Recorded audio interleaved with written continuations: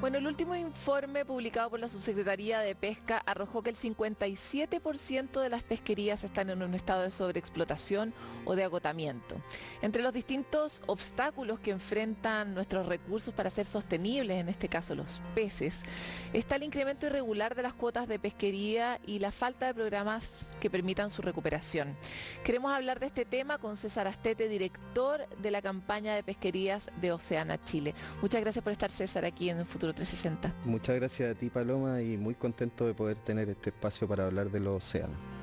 Oye, que es bien impresionante cuando uno piensa en un país como Chile, que tiene este nivel de costas, que sus recursos, en torno a los cuales hay un montón de apuestas de que para allá va la alimentación del futuro, estén casi al 50% de lo que debieran estar. Y lo primero que quería preguntarte es, ¿por qué qué significa un aumento irregular de las cuotas? ¿A qué se refiere? ¿Se refiere a gente que se mete y pesca ilegalmente o a que nosotros estamos haciendo mal la pega para definir la cuota? Sí, efectivamente se refiere a que estamos haciendo mal el trabajo. La definición de cuota en Chile, que es una medida de administración de las pesquerías, que significa cuánto yo puedo sacar de una población de peces. Esa es la cuota. Lo que ha estado ocurriendo en el último tiempo es que mediante un mecanismo que es la cuota se determina por estudios de las pesquerías y hay una fórmula que considera una serie de variables. Una de esas variables es el riesgo que nosotros tomamos respecto a la extracción de esa pesquería. Por ejemplo, en la merluza austral se aumentó de un riesgo del 32 a un 50%. ¿Qué quiere decir eso? Que estamos siendo más permisivos. Sin embargo, la merluza austral se encuentra sobreexplotada. A ver, espera, me encanta entrar en este detalle. Primero que nada, esos estudios, ¿quién los hace? Esos estudios, el Estado chileno, por ley, establece que la evaluación estratégica de los recursos la hace el Instituto de Fomento Pesquero, que es el IFOP.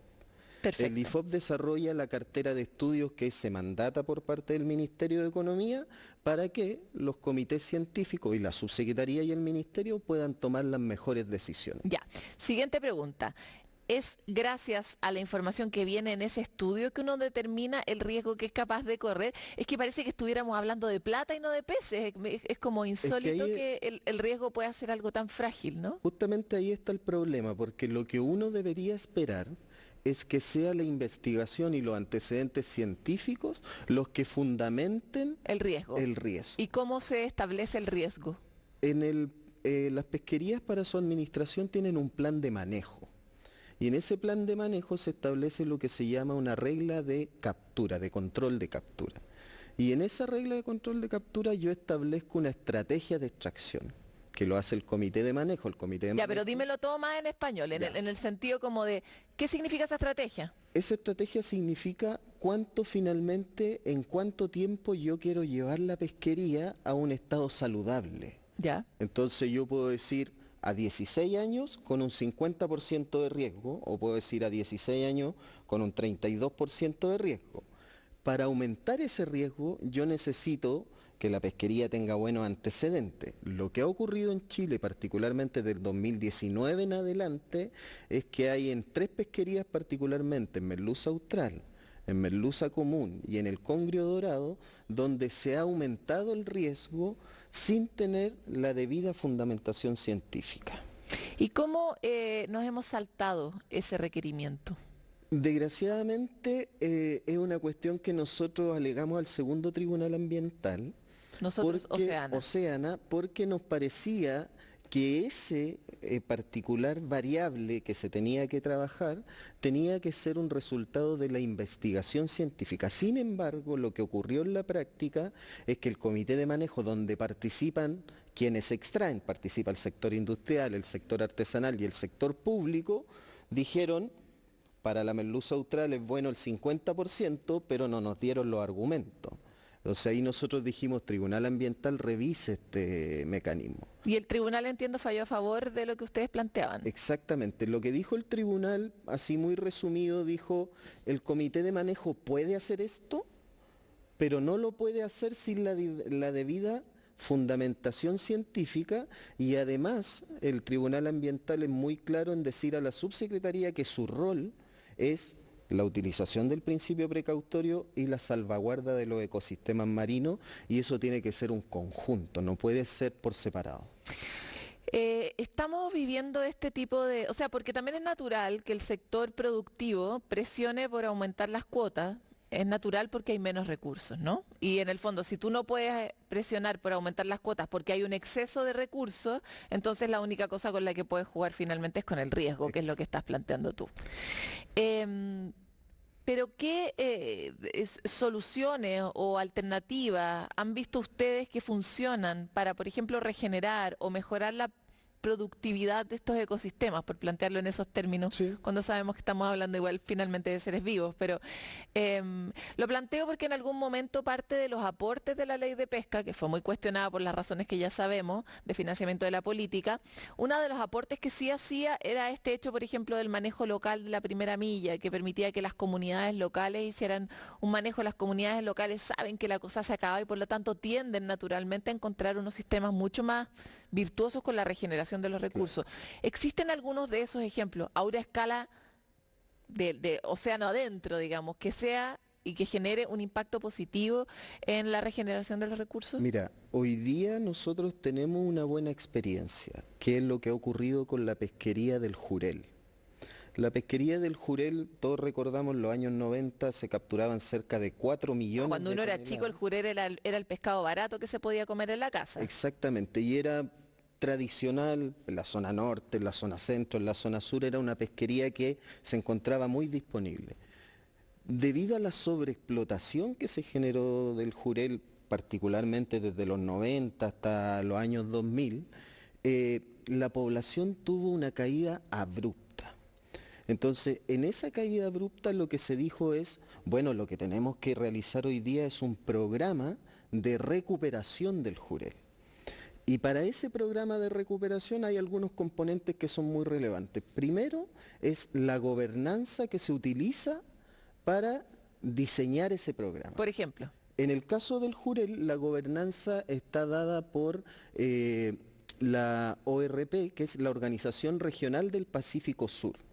Es una organización donde participan todos los países ribereños que tienen interés sobre el jurel, y ahí, digamos, se hace un comité de manejo, los países participan a través de sus autoridades sectoriales y también participan los privados como observadores de este proceso. Ahí hay un componente de gobernanza. me parece importante, no necesariamente los ciudadanos entendemos de qué se habla cuando se habla de gobernanza. En el fondo son las reglas, ¿no? Que Exactamente. se van a establecer para poder administrar un recurso. Y en este caso es muy interesante lo que planteas, porque efectivamente el jurel no conoce de fronteras, no sabe dónde se acaba el territorio chileno y dónde empieza el peruano, etcétera, ¿no? Y son seres que transitan y van de un lado a otro, y por lo mismo es importante verlos en su ciclo completo, ¿no? Exactamente. Y espérate, ¿y eso funcionó bien por qué? Por un lado porque estaban involucrados todos, pero ¿por qué más? Porque ¿Qué decisiones se tomaron? se dio un papel central, y ahí lo uno con lo que tú decías respecto de nuestra ley de pesca, se dio un papel central a la ciencia en la toma de Ya. decisiones. Se dijo, bueno, la única forma de que nosotros podamos seguir recuperando el jurel es, de cierto modo, abandonar el solo criterio económico e incorporar los criterios ambientales y sociales en la definición de lo que vamos a hacer con esta pesquería de Técnicos aquí también. adelante. Espérate, ¿y decisiones específicas que se sugirieron respecto del jurel que tuvieron un efecto positivo? Por ejemplo, no aumentar el riesgo de captura. Ya, Se mantuvo en un riesgo bajo. bajo número. No tengo el número exacto, digamos, pero se mantuvo en un riesgo, creo que el 10%, pero podría confirmar Claro, porque también 30 suena mucho, eso te iba a ese decir. dato, claro. Pero se mantuvo un riesgo bajo y toda la captura de información se fue procesando por un comité científico, que es un símil, como bien decías tú, de lo que tiene nuestra legislación pesquera. Si nuestra legislación pesquera, tú lo dices correctamente, hay todo, ¿cierto?, una discusión desde el punto de vista de la legitimidad política, etcétera, el financiamiento, pero también hay una parte que es un avance en la ley de pesca y que fue finalmente la incorporación de la decisión respecto de criterios científicos. Yo, como te decía antes, las cuotas se tomaban antes del 2013 en el Consejo Nacional de Pesca, y hay una investigación del profesor Arancibia que dice que el 80% de las decisiones que tomó el Consejo Nacional de Pesca fueron por sobre la recomendación científica. Bueno, es que depende de dónde están puestos los incentivos. Me importa mucho lo que planteabas recién. Una de las recomendaciones fue mantener el riesgo bajo. ¿Alguna otra recomendación que haya sido relevante para recuperar esta población? Sí, fue tener un control desde el punto de vista de certificación de desembarque, de certificación de las especies que se estaban capturando, de sistemas de posicionamiento satelital para las embarcaciones, para saber dónde estaban pescando. Entonces se tomaron una serie de medidas de manejo que permitieron que la trayectoria del Jurel dejara de ser una trayectoria hacia abajo y nos permitiera ir teniendo hoy día una trayectoria hacia arriba, digamos, en constante recuperación. Igual es interesante porque yo te insistía tanto sobre esta pregunta porque me imaginé que fue necesario, no sé, casi que crear un área protegida o guardar las zonas donde se reproduce el Jurel o en fin, cosas más de intervención, más adaptativa, pero tú en el fondo planteas simplemente cumpliendo las reglas sencillas, las normas básicas, como no pescar cosas que no hay que pescar en momentos en que no hay que pescarlas,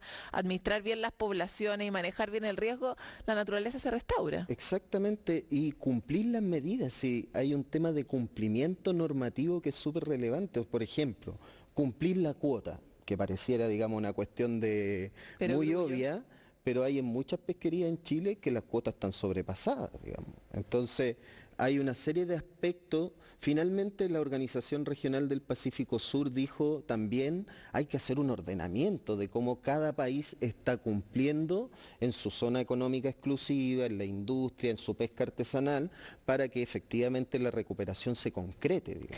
Para cerrar, acabamos de ver cómo se cerró este tratado de los océanos para regir un poco la zona de alta mar. ¿Qué rol podría tener ese nuevo tratado, esos nuevos acuerdos en justamente proteger recursos que definitivamente no saben dónde está la zona económica exclusiva de cada país? Justamente desde el punto de vista pesquero ahí hay una utilidad enorme en aquellas poblaciones de peces que nosotros tenemos también la reineta se mueve, que es una especie súper común hoy día y que se consume, la reineta se mueve entre Chile y Nueva Zelanda. Entonces es súper relevante que para efectos de todas estas pesquerías que son, digamos, como bien tú dices, se mueven por todo el océano sin tener, digamos, límites de países, es que tengamos instrumentos por los cuales podamos tomar decisiones en esos espacios de mar. Hoy día no podemos tomar decisiones porque en general las decisiones llegan hasta el límite de las 200 millas que realiza cada país, y este instrumento nos va a permitir hacer este análisis respecto de estas pesquerías que tienen este movimiento más global. César, te quiero agradecer por esta entrevista. Siempre nos quedamos cortos, pero es un tema tan importante y tan estratégico para nuestro país.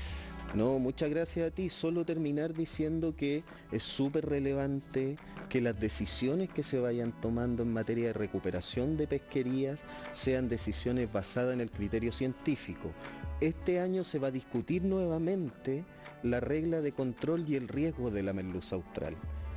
Esperamos que tanto el comité científico como el comité de manejo tomen la información debida y las decisiones sean coherentes en ese sentido. Así que muchas gracias. Estamos en el mismo lado de la opinión. Nosotros desde Futuro 360 no podemos creer que sea más importante en la vida, sobre todo en el momento planetario en el que estamos, tomar decisiones con base científica que nos permitan una cuestión muy sencilla, que es asegurar la vida sobre la Tierra. Si pez para hoy, hambre para mañana, en el fondo esta es la conversación que estamos teniendo.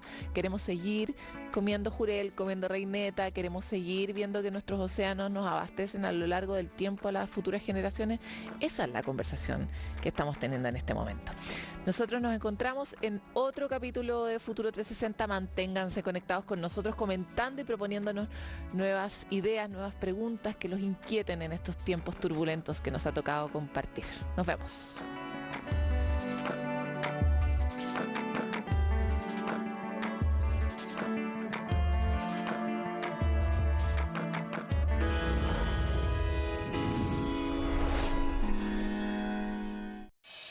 Futuro 360 fue presentado